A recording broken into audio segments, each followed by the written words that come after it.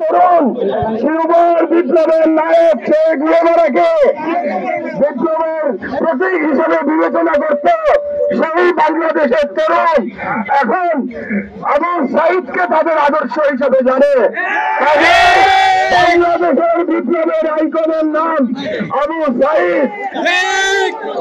আবু সাইদের সেই দুই হাত প্রসারিত করে ফাঁসিবাদের পুলিশের উদ্ধত রাইফেলের সামনে উদ্ভাসিত মুখে দাঁড়িয়ে থেকে শাহাদাত বরণ করা বাংলাদেশের জনগণকে যুগের পর যুগ অনুপ্রেরণা দেবে ইনশাআল্লাহ।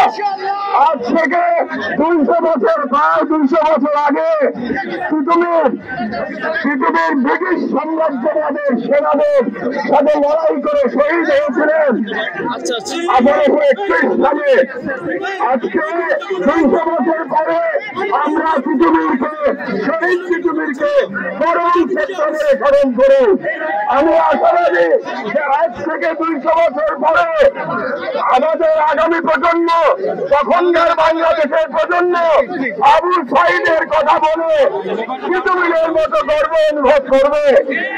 শতাব্দীর পর শতাব্দী আবু সাইদ আমাদের কাছে বিপ্লবের আইকন হিসাবে থাকবে।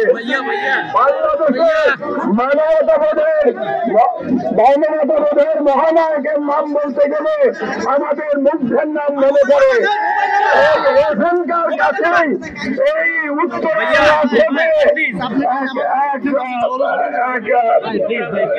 রাজপথে এক সুদর্শন তরুণ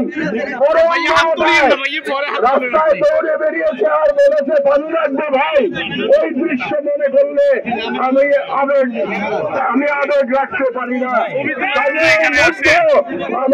আমরা আল্লাহর কাছে রহমত প্রার্থনা করি, আল্লাহ যেন মুগ্ধকে উত্তম পুরস্কার দান করেন। আমাদের দিনে আরাফাতের ময়দানে যখন সবাই তৃষ্ণার্ত থাকবে, ইনশাআল্লাহ আমাদের মুগ্ধ তৃষ্ণার্ত থাকবে না ইনশাআল্লাহ।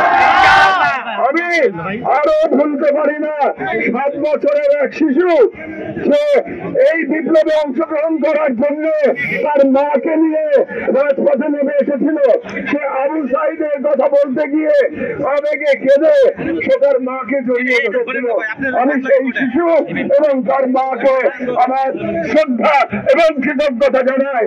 আমাদের স্মরণে রাখতে হবে সেই ছাত্র জনতার মিলিত অভ্যুত্থানে ভারতের দালাল শেখ হাসিনার দানবীয় সরকারের পতন